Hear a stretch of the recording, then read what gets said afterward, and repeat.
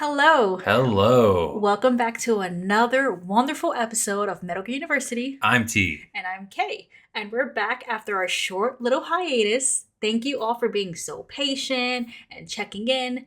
It was just pandemonium over here in New York. We are currently coming to you from a smoking crater that used to be TK&M Studios. The Knicks ran rampant on the streets of Manhattan, and they came up to the Boogie Down Bronx, and they boogied. They boogied all night. Mind you, it was a Puerto Rican Day Parade. We barely survived. It was the World Cup over here. There was Pride. It's been a lot. Honestly, I don't think summer has officially started. I'm done. I'm done. I'm done. So thank you for just allowing us a little grace and releasing this current episode. But T, how we doing so far? How you been? I've been doing all right. Kay. But what have I been doing? I mean, there's been new job aspects, but that's boring talk. That's boring. Who cares about that? Who cares about jobs in this economy? This is a Metal Gear podcast. It's been like a month since we had an episode. Focus on the important shit. Right. Well, Kojima released a single screenshot of OD. Ooh! I love how he can just do that. There's been many state of plays. There's been directs that have come out for, other companies, and he's like, here's a still. A single screenshot.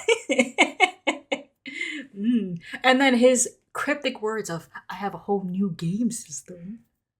Look, I know that this is his thing. I've been following him since I was like 10 years old. This is nothing new. But every time, he's just teasing me. I was reading the interview where he released that one photo, and he was like, they thought I was crazy. No one said it could be done, but I have created the scariest game to have come out in recent years. Like, he's very adamant that this is going to be a new type of horror experience, that you're going to OD on fear. Now, look, I don't doubt if the game. You die in the game, you die in real life. Like, I don't doubt that the game will be scary. I mean, he showed the strengths that he had with PT. So I'm sure that the game will be scary. But the way that it's being advertised as like, this will be the most revolutionary thing you will ever experience in your life. Let's see. What could he do? See, that's what I don't know. What could it be? Like, and then the game's gonna come out. We're gonna sit here and be like, he's a fucking genius. We're gonna sit here, spin on it, and be like, wow, this is phenomenal. Okay, you got a thought? Okay, no, you go first. The only thing that like I could imagine is I think I'm speaking not verbatim from like an interview from a few years back. Okay. But if I remember right, Kojima wanted to take advantage of like cloud saves. So is it possible that when you play your game and every time you turn it on, maybe you get things from other people's save files? Maybe, but wouldn't you have to be connected to the internet for that? Well, yeah. So I wonder, that has to be one aspect of it, right? Like, it has to be connected to the internet. But that's the only thing that I think that Xbox could do differently. Yeah. Because he said Xbox specifically. That's why he's going with them. Because he says he had something in mind. And many studios were like, oh, we can't do that. You're wild for doing this. But Xbox was like, come over here. Which, who's to know? But that's the only thing I can think of. He's known to push the boundaries of like these systems and, try to like really, like, I'm thinking like Psycho Mantis. Mm. What was the game with the solar panel and the cartridge? Oh, Boktai. Boktai. So he's known for doing that, but I just don't know what specifically Xbox could do besides a cloud-based. Like, what if it's cloud-based? Like something with your save file? It maybe you could actively almost similar to Death Stranding, like the things you do in your game you affect on other people's games. That, or maybe it affects like your home screen. Maybe like when you're playing, is it something where like if you're like you have your Xbox on, it'll, even if you're not playing the game, it'll affect that. Maybe like as you progress through the game, things will happen with your own console, which would be kind of annoying. But maybe, like maybe things are saved within your system, or like. So this game would be almost like a a non-malicious virus on your Xbox. Is that what you're getting at? I was thinking more like Eternal Darkness, like the sanity meter type thing. Oh, okay. But yeah, it could be like a virus. Like I was just thinking, like you download this game and then you go back to like your home screen and then things don't act right, and it's because of the game. Yeah, is that scary or annoying? It depends on the person playing it, I guess. What if you're playing and someone like knocks on your door? Maybe he has like actors who just like if you're playing the game, they're sent out to your house, and then That's scary. it's like one actor. You just get swatted. that's part of it. That's the real horror. Kojima's like, I'll send a SWAT team to everybody who plays OD. Docs each and every one of you. But I don't know. I mean, I'm curious, but I just love how so far we've gotten just a still. I mean, we've gotten that trailer before, but was it really just kind of like showing the capabilities of? It was a very graphically nice demo, or not demo, trailer, and this still it's giving off PT vibes for sure. Mm-hmm. I have nothing to prove. This is just my personal speculation here, but I think that OD is probably what he wanted to do with PT, Mm-hmm. but he, obviously he can't legally say, and we will never know. But the fact that, like, given the framing, given what I presume to be Hunter Schafer just standing menacingly in the doorway, My beautiful lady. It's just giving PT to me. It is, and I wonder if this game has taken so long to come out because of like some kind of clause, or like he had to wait a certain amount of time to be able to use these ideas, or maybe he was writing this whole time. Mm-hmm. Or maybe the technology wasn't even there. He said he was thinking of this game when he was making Death Stranding 1. Which gives me even more credence to believe that this is probably what PT was supposed to be. Because Death Stranding was the first thing after the whole debacle. Yeah. Yeah, so he's been holding on to this for a minute. Like, I think when PT got canceled, he was like, oh, okay, I'm going to put this idea on the back burner, and then I'll just make Death Stranding. Yeah. But I'm excited because I agree with you. I think it's going to be really psychological horror based. I'm thinking he's leading because Silent Hill is that, and it's known for that. And I think he's someone I think who likes to mess with his fan base. Mm-hmm. And I feel like a gory game he would do it, but I don't think it'd be like that's not what he's trying to be like proficient and show. He's trying to show what like he's capable of with these systems, I think, which is why he was also so keen on AI. But we'll talk about that in a second. I'm also remembering that at the end of PT, the name of the actual game was Silent Hills. And I'm wondering if, if Silent Hills was the name, Hills implies more than one, maybe more than one players. Maybe he had this idea of like multiple people affecting the same game. Mm-hmm. So maybe it's just been this idea this whole time and he's finally just ready to bring it out. Yeah. I don't have an Xbox. I haven't had an Xbox since 360. So I'm not sure what it's capable of. I don't know what the game's on it. If they're really pushing the boundaries, but that's the only thing I can think that's different. It's a cloud-based system. I mean, there's a good chance that it'll come to Steam as well. When they say like system exclusive, it means that like years down the line it'll come to like a different platform, right? Like Death Stranding recently came out, and it was a PlayStation exclusive. No. Yeah, and I mean, I could be wrong because like exclusives kind of work differently from like title to Bloodborne. title. Like Bloodborne, but 9 times out of 10, if there's a console exclusive, it usually goes to Steam like a year or two after. But I don't know. We'll see. Do we know anybody with an Xbox? Like we're gonna have to borrow it from somebody. You have to go to someone's house. Does my dad have one? Maybe your dad does have one. I just be buying stuff for him, and I just don't even know he does with it. Yeah, we'll see. Love you, Dad. But we'll see. We'll see. I'm a horror girly. I love my horror games. Mm-hmm. When this comes out, I'm gonna make you play it, but I will be watching. I'm very excited to see. I'll be excited to play it. I like Death Stranding. I really do. That story was great. I thought the game was phenomenal. So I'm ready for new. Yeah. I'm excited for new. And I do like that he is finally able to make the things that he's always wanted to make. Mm-hmm. As much as I love Metal Gear, I know how much he wanted out. Oh, you like Metal Gear? Yeah, I guess You so. must have told me before. Yeah. You know what Kojima doesn't love? What? AI anymore. Oh, what? Did you hear? You telling me that he backed out? So of all the things that Kojima loves, AI is not on the list anymore. I mean, look, I got to give people the time to grow, the time to figure out the errors of their ways. I still think he fucked up. You think he grew after the check cleared? Yeah. Once that Prada check cleared, he was like, yeah, it's all right. AI, It's- I it's just don't. I don't AI. see myself using it. Is his words. I And then I don't know. my favorite thing, they try to he throws his friend kind of under the bus. Like that man took all the slack for it. Yeah, yeah. But, still kind of scummy. But, we'll see how he acts in the future. But I'm willing to give people another chance. But we'll see. We'll see. Are you giving him a chance because he's Kojima or because people are on their path and you want to be less judgmental? Okay. I know that I'm on a Metal Gear podcast and I've said a simp for Kojima. But I am really trying, even with like people in my day-to-day life, I'm trying to give people their grace. There are people who annoyed the fuck out of me, but I check myself and I'm like, you know what? They're wrong, but it could be me too. So I'm trying to be better.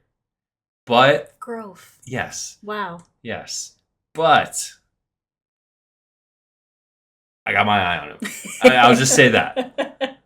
Well, it's kind of a situation where it's like you gotta put your money where your mouth is. Put your mouth where your mouth is. Put your mouth where your money is. Put your That's money, the saying. put Put your mouth where my money is. Like, that sounds disgusting. That's what I'm like. It came out of my mouth, and I'm like, this doesn't sound right. Well, okay, he has to be as loud with his apology as he was with his project and his involvement.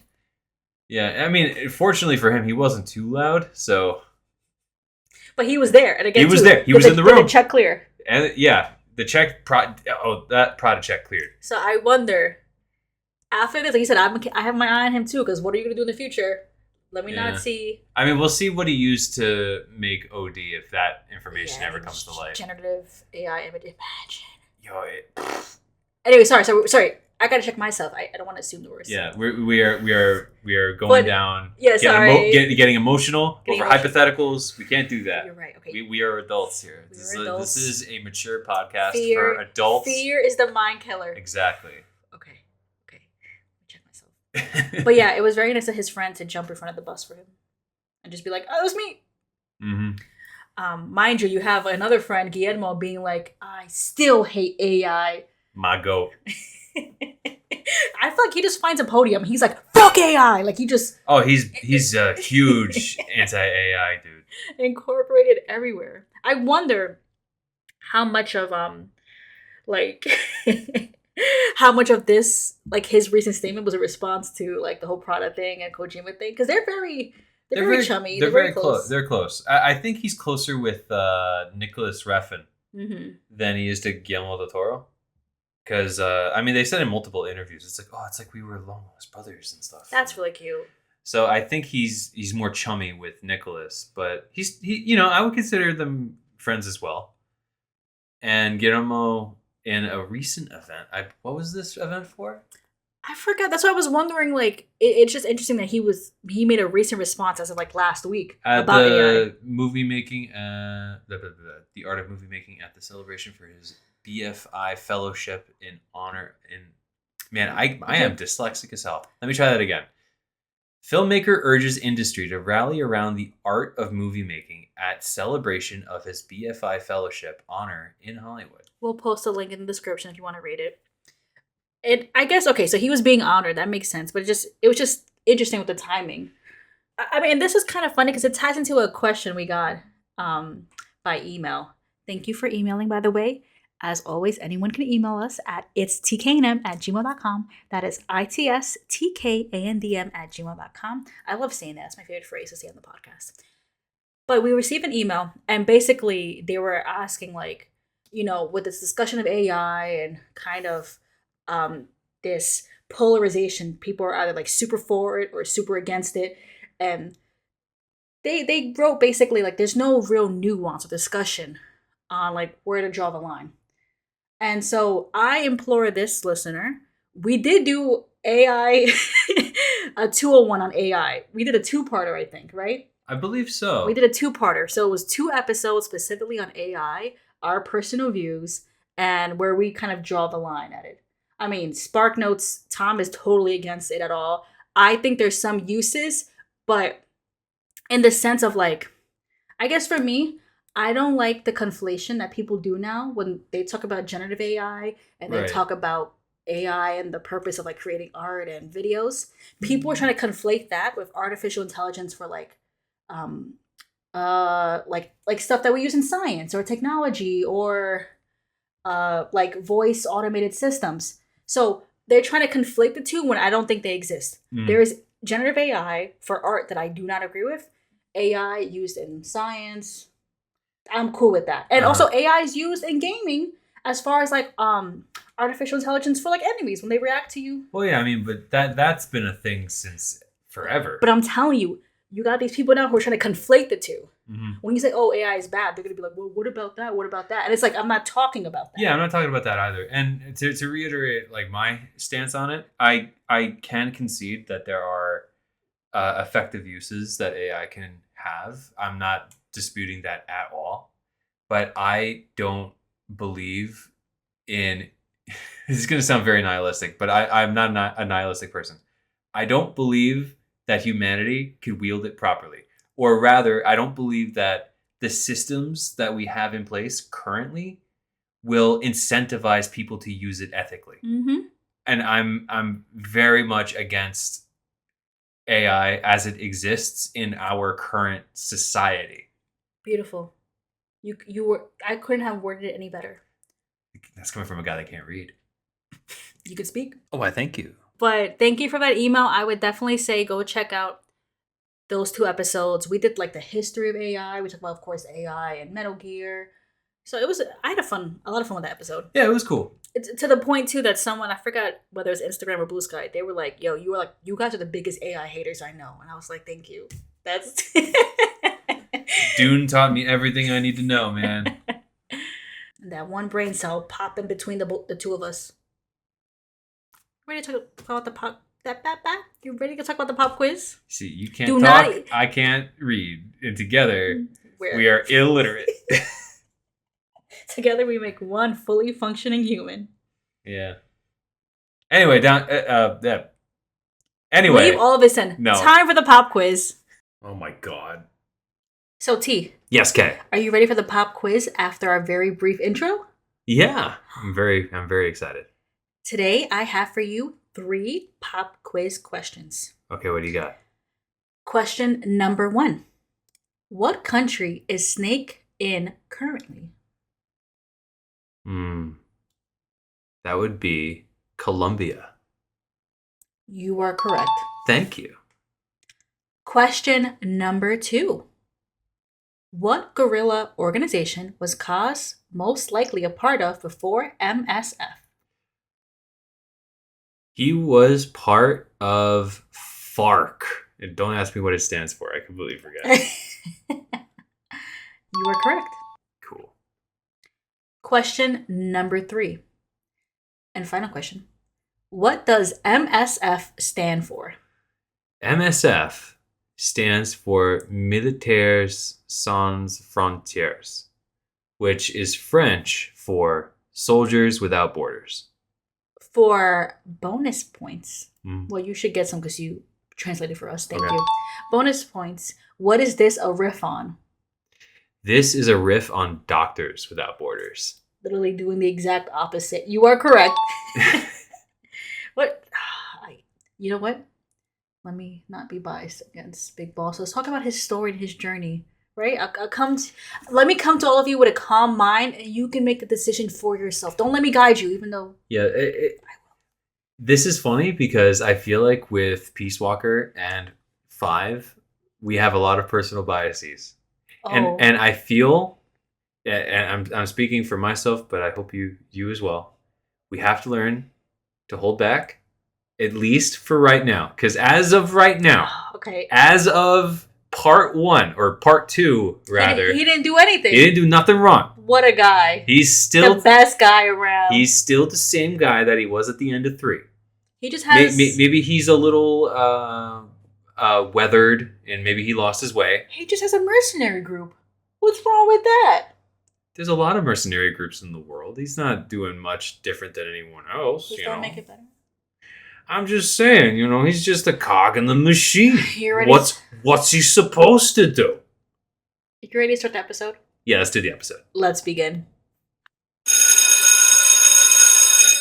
Okay, Kay. Mm-hmm. Oh, that was a funny sentence. Okay, Kay. I'm not sure if we mentioned it before, but for Peace Walker and going forward, we're going to change the format a little bit. We have to with these games. Yeah, with Peace Walker and 5, they're very episodic in nature, so we're going to be taking almost like a book club approach. So we're going to be talking primarily about missions 1 and 2, and we're going to be talking about them in kind of like an asymmetrical way. I feel like with Peace Walker, I think we can say off the bat it's going to be simpler. When it comes to 5, I would just highly recommend playing along or being familiar with the game, at least, or being familiar with Peace Walker, because then you have a better understanding of kind of like how the missions are structured, the cassette tapes being just like how they work. I think it'll give you a better understanding of how 5 will work. And 5 is just a hefty game. Yeah, 5 is definitely like, it's an evolved version of Peace Walker. I'm not sure if we touched on it last episode, but the mission structure, like I said before, it's a very episodic in nature. It was designed to be a mobile game. So I mean, it is, right? It was on the PS. Yeah, it was Vita? PSP. PSP. What was the Vita? I think it was like the PSP 2. Okay. But 5 is very similar as well.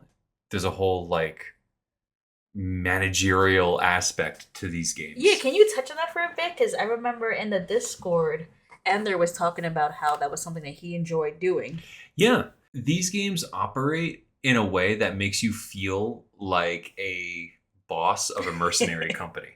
Okay. Which is very interesting because like this is a new aspect that these games are taking, and it's an aspect that needed to be done if you're going to be playing as Big Boss, because that's who he is. So you would be going on your main missions, right? But then there's like these side ops and like these like outer ops that you could do, and the soldiers that you obtain or even quote unquote recruit. We'll get into that later.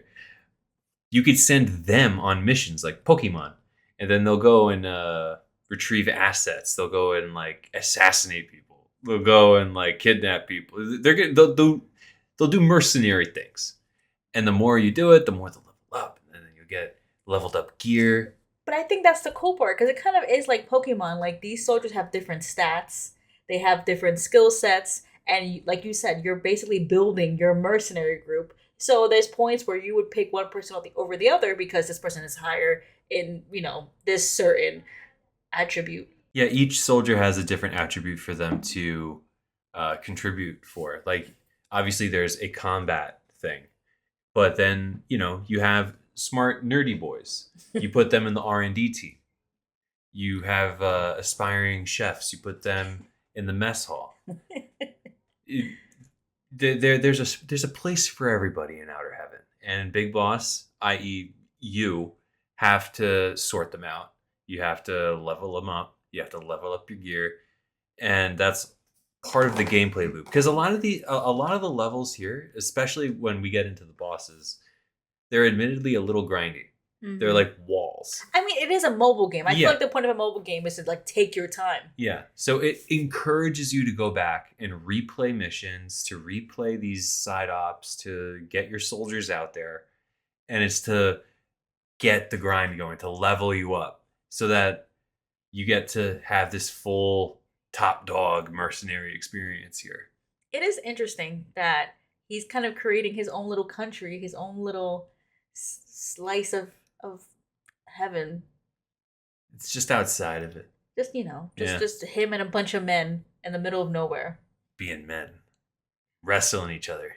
Which, not to jump ahead, not to jump ahead, but I think it's very important.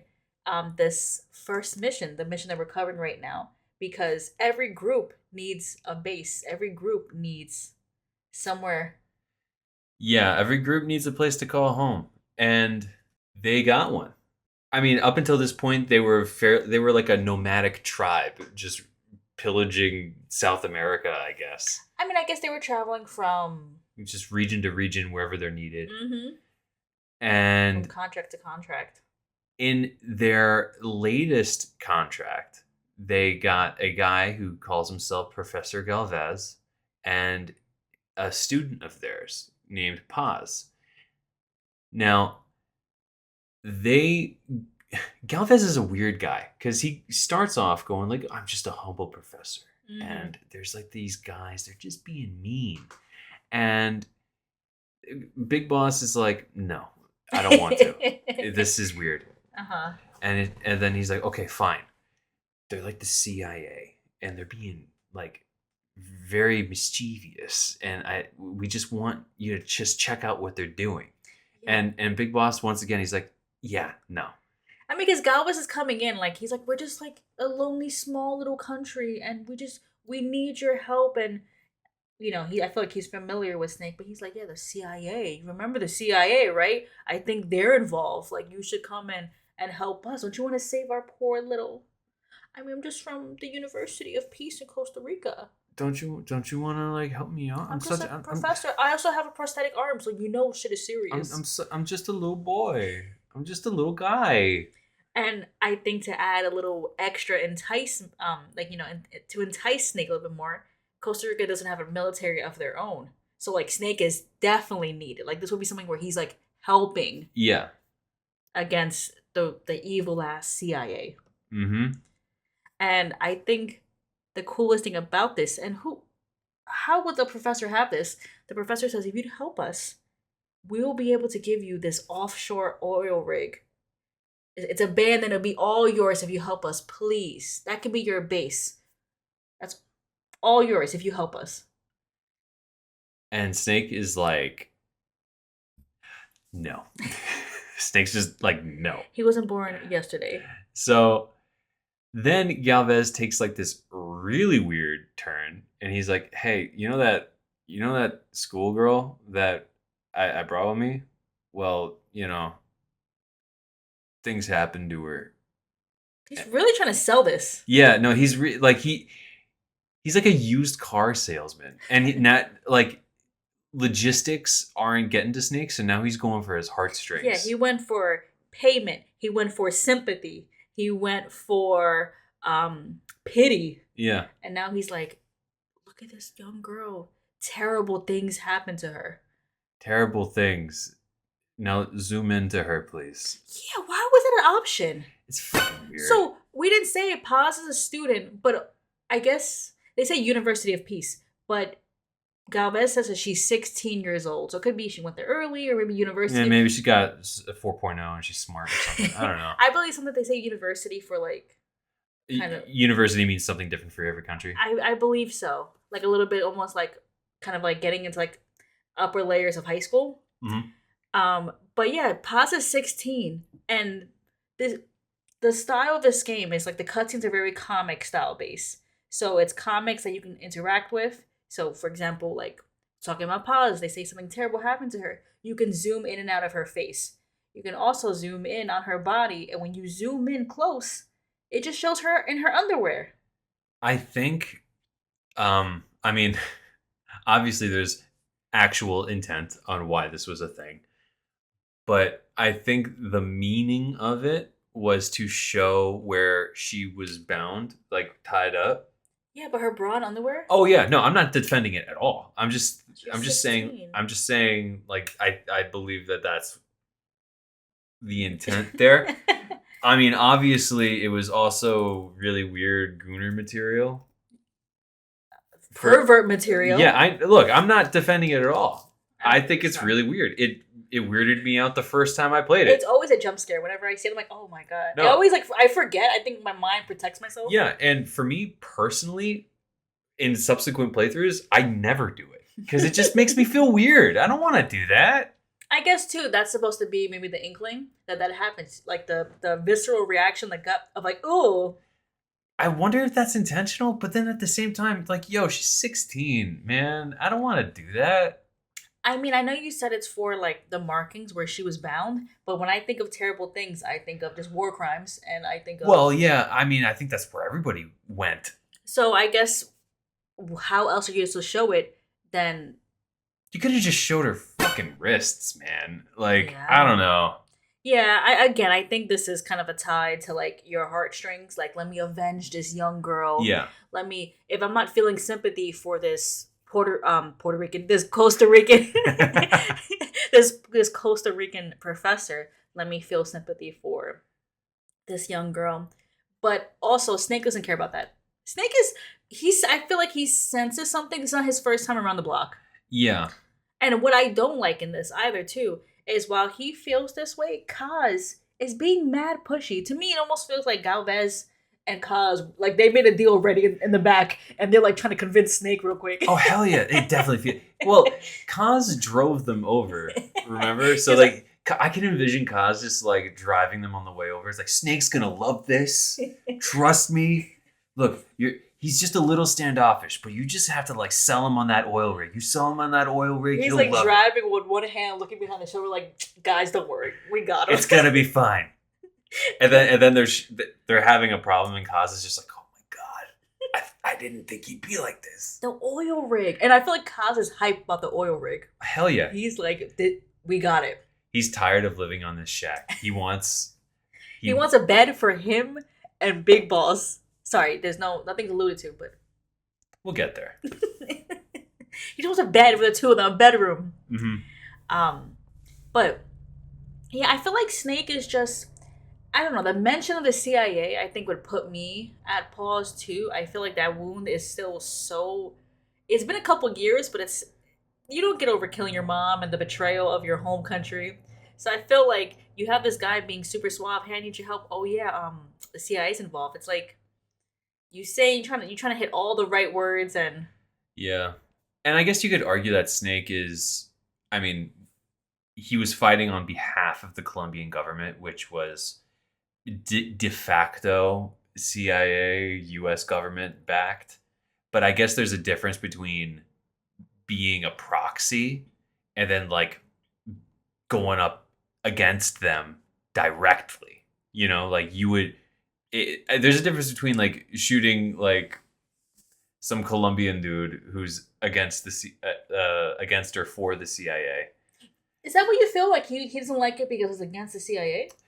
No, well, because to me, I felt that he didn't like Galvez. I felt like he saw through him, and I feel like he was like, this guy is lying to me. I don't like being played. Yeah, no, I think it's a mixture of that. I do think that that's a thing as well.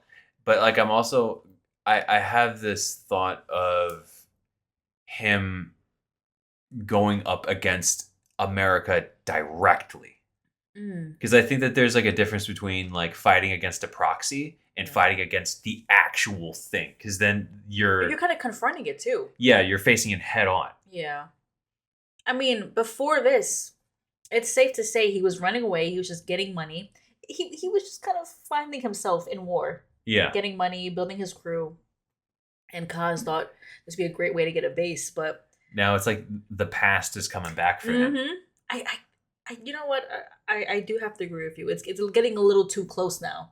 All this stuff was proxy wars. You can say you're not involved. You can just say you're, getting hired by these, intermediate third parties. But now it's actual facing. Yeah. You're facing your former employer. Head on. Okay, I can see that. I just feel like Galvez and Kaz, it was just so shifty, and it was just almost too. Everything lined up too good. I felt like for Snake, he was just like, don't fuck around with me. Honestly, just the image of Kaz, like one hand on the wheel. That's what I was saying. I was just envisioning this, like his arm just like on the car seat next to him, just going like buddy, just wait. We're going to get a cup of coffee on. By the time the pot's done, the deal will be set. Don't you worry. It's just a formality. Come on. But nope. I think also Galvez himself too. Kaz wants this. Galvez wants this. And he's just finding, as the conversation is kind of failing, and Snake is just really just not bothered. He's very stubborn here. Galvez is bringing out everything, every little bit he can to try to win Snake over. And at this point, I think he's run out of stuff. Paz was kind of, I feel like, his last ditch effort. Yeah. And at this point, he's like, whatever, I'll come clean. Galvez is part of the KGB. He admits, and he says, look, my bad. The USSR wants a socialist stronghold, and I'm here to recruit you. And the CIA is in the way. Obviously, the KGB can't go after the CIA. That would spark World War III. So we think it would be cool if you went there. We'll pay you well. Don't worry. It's kind of like he's switching sides from like 3.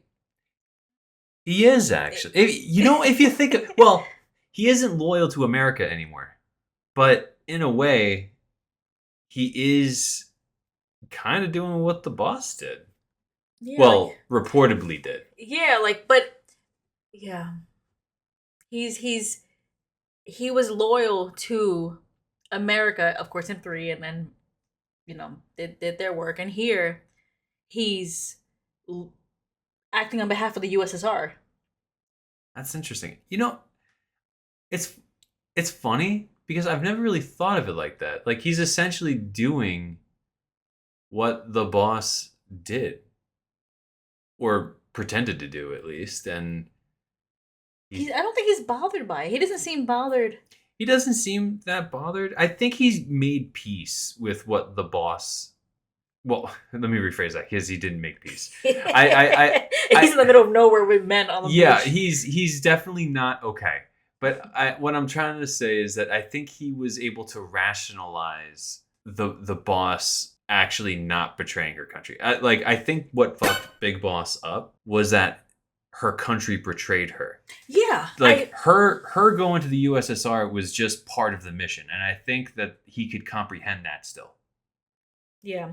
When the game ends, he's mad at the USA. He's not mad at the boss. Like, he had to kill his mother over protecting the lie.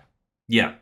And I think at the end of it, he leaves because she's just so disillusioned with the military and this force that was supposed to be, it's kind of like her speech at the end, where it's like, who's an enemy and who's a comrade. It changes every couple of decades. And decade passed, and look where Snake is now. He's with the KGB. So I think it is.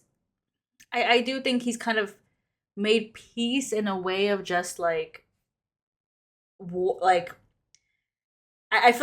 like he had these strong ties to being a soldier and being in the military and that kind of camaraderie. I think he's made peace with the loyalty means nothing, because who you fight for, the country you fight for, could turn on you in a blink of an eye.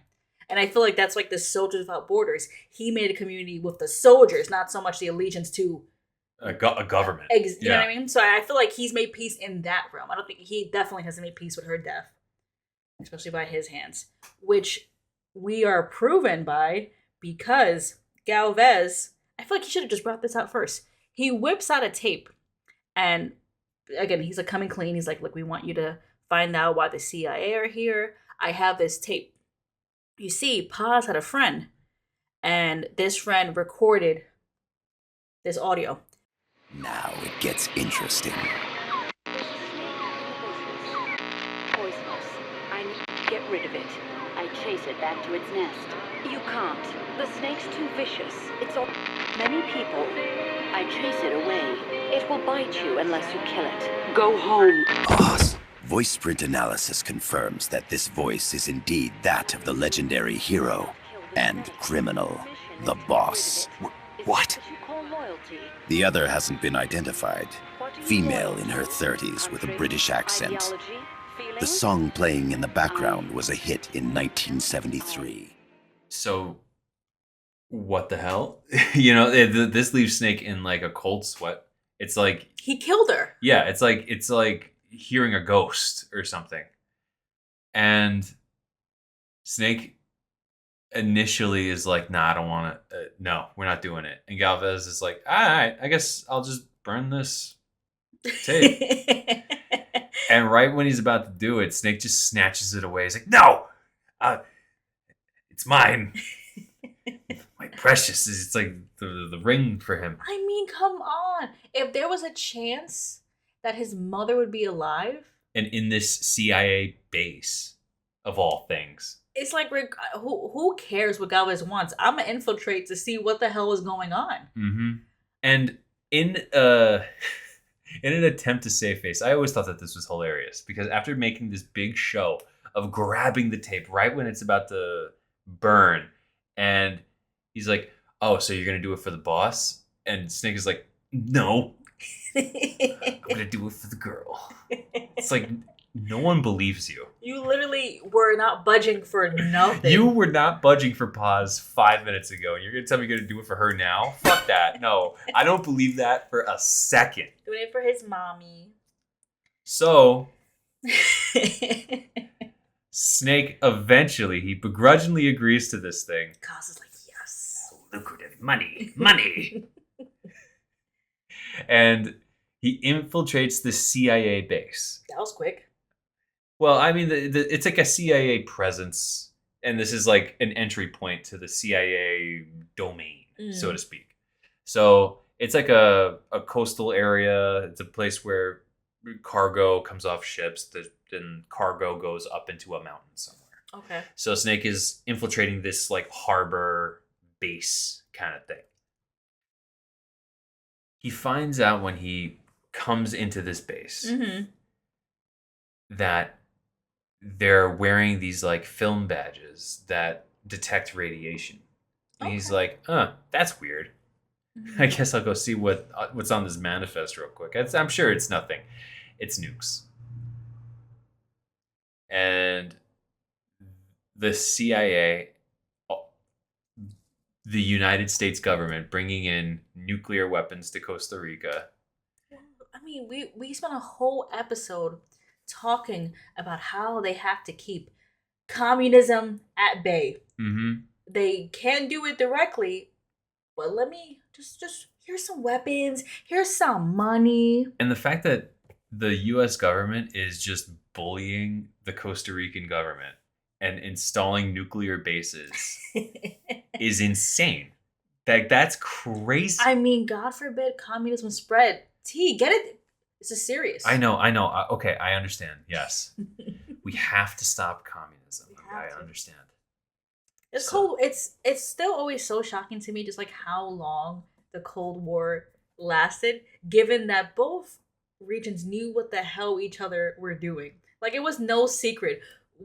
All these insurrections, all these like overthrowing of presidents and figureheads put in place. Like, it's a Cold War, but they could not have been more blatant. Oh hell yeah! I always envisioned the Cold War as like two guys that were squaring up against each other, but no one wanted to throw the first punch. Oh, like do something, like yeah, this, like chest to chest. That was the United States and the Soviet Union for like 60 years. Just chest to chest, like go. Meanwhile, their friends around them were fighting, but they weren't. Right. I'll say they're goons. So I can't use goons anymore. But like their men were just all scrapping. And they're smaller friends. They were all fighting, but the big dogs weren't. They weren't getting their hands dirty. Ooh. Yeah. Ooh. Look at us, political. In this non-political, Metal Gear isn't political, by the way. At all. No, it's definitely not. Anyway, so Snake, of course, is kind of in Galvez's debt. He needs his help. He's not familiar with the lay of the land.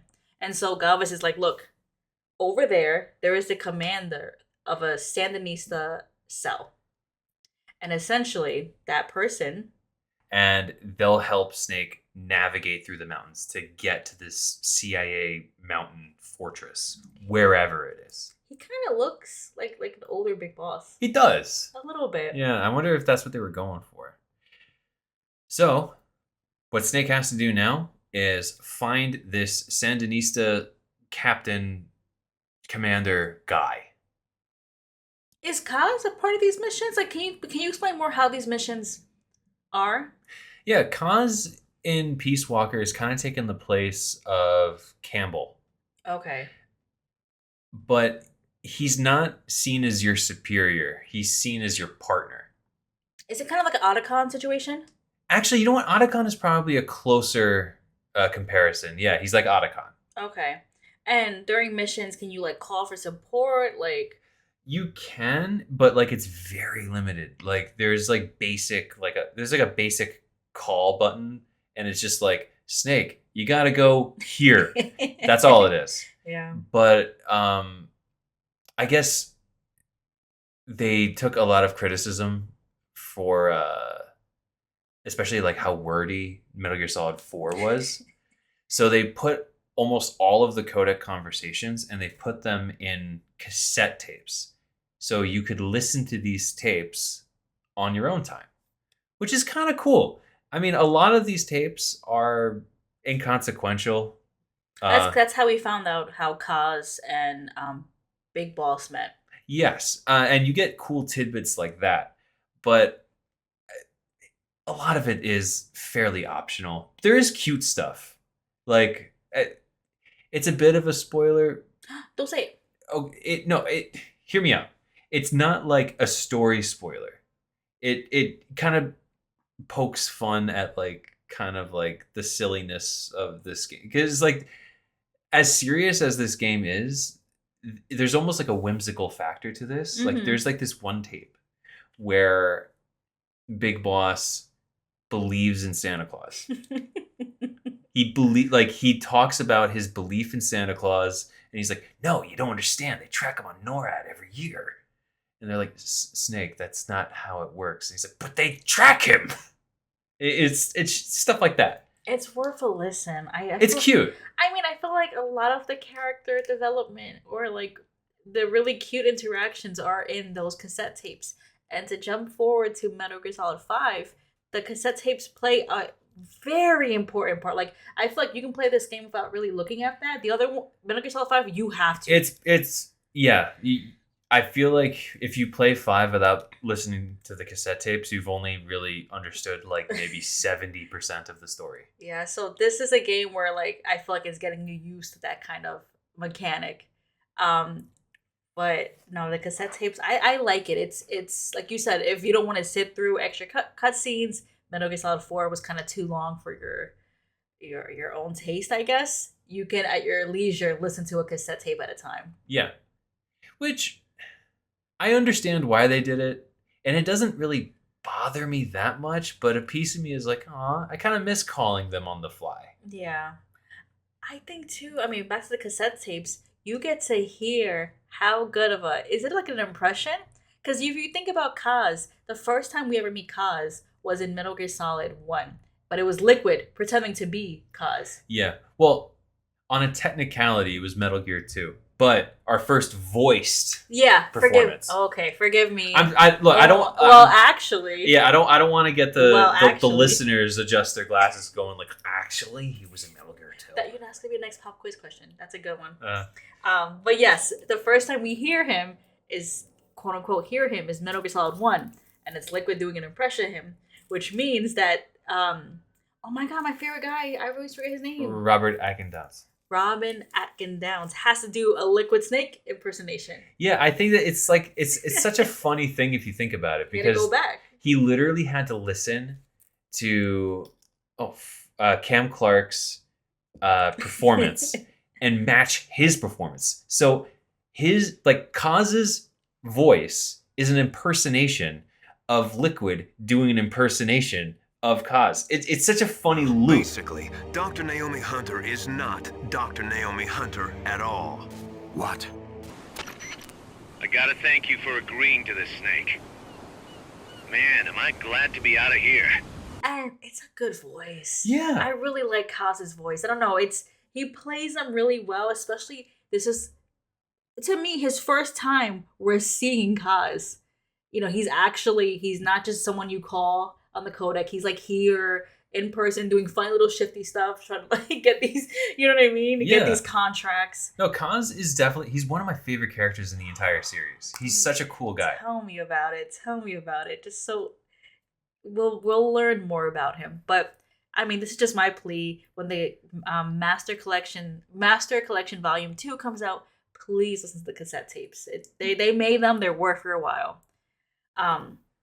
Something we didn't touch on before we end this episode. I know we'll, next episode we're going to talk about the Sandinista commander and his men. But I know you wanted to talk about basically Snake's interaction with his underlings. Yes. Because as we know, the game opens up with him and his men on the beach, and he has his ragtag group which he commands. And the first cutscene is him interacting with one of them. Yes, and I think that they have like a really interesting dialogue. Thank you, Big Boss. Call me Snake. Sorry, Vic Boss. Listen up. For us, there is no victory. But in Revolution, doesn't one triumph or die? We don't do either. So like, what do you think? What do you think of that interaction there? He does not care. I think he is removed from governments, from society. At this point, his family, his world is his crew. Mm-hmm. And I think that's it. They're contract hitmen. They're contract mercenaries. Them winning is just them completing a job and getting money. Mm-hmm. So like, I just find it funny. It's like, we don't triumph, we don't die, we just exist. Like, that's all we do. But it's funny because I feel like these soldiers were like, to him, he feels his way because of what he's been through. But these soldiers grew up with that same mentality as him. Like, you know what I mean? Like loyalty to the end, loyalty to your country. And he's basically kind of trying to rewrite them and be like, yeah, everything you learned, forget it. Just remember all the physical, tactical stuff. And it's also kind of interesting too, because this is Big Boss's like origin story of like his legend. And I mean, he probably has like a cult following. I mean, he starts off with like, I don't know, like 12 guys who are really into him. And it's cool that in this game we're going to see that legend grow. I want to know, how did he get this men? Where did these men come from? I don't know. My personal take, and this is based on nothing, but now I would assume that this is they're probably leftovers from like the Colombian military, who probably served under Snake and thought he was really dope, and they probably deserted Colombia and then went with Snake. I see. That's my personal take. And we'll learn, like you were saying earlier, how he obtains future crew members. Oh yeah, Nice. It's really interesting on what they do. They definitely. We will continue it in another episode. Mhm.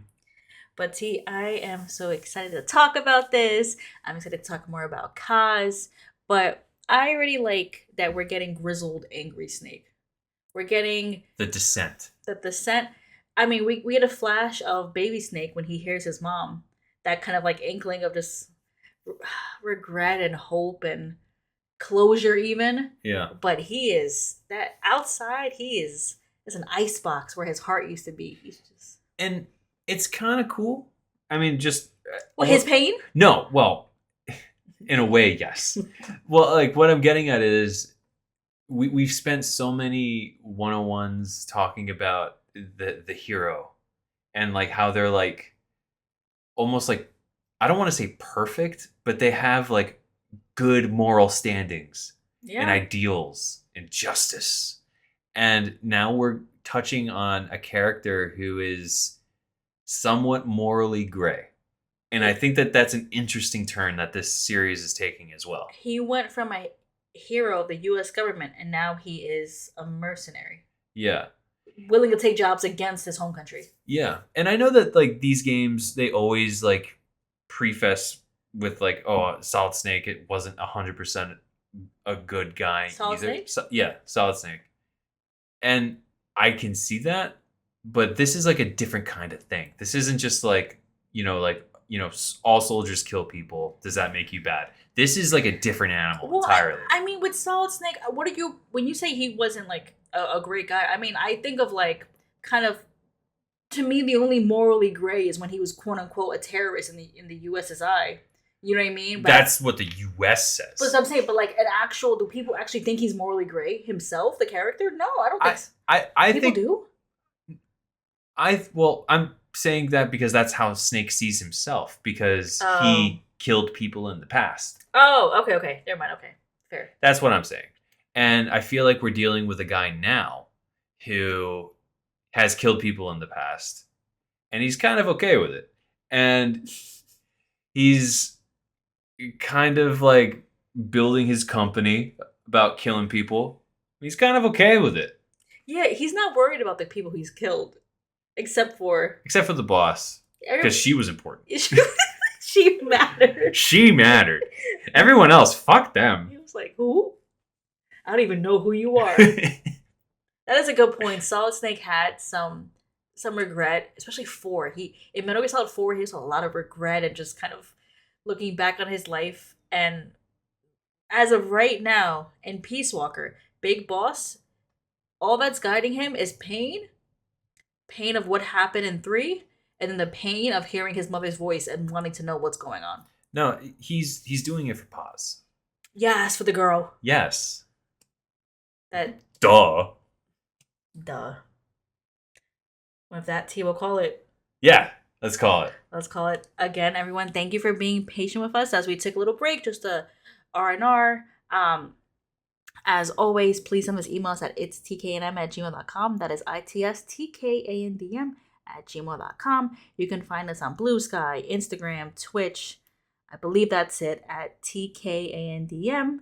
We're doing a charity stream soon, so if you're on Twitch, we'd love to see you. Please join. Honestly, no other projects right now. Just continuing with the podcast and Twitch and doing our best. You said everything. All right, T. Thank you for a great episode. Yeah, great episode, okay. I love Peace Walker so much. Peace Walker's fun. Peace Walker's a lot of fun. We'll talk more in 2 weeks. Bye, everybody. Bye.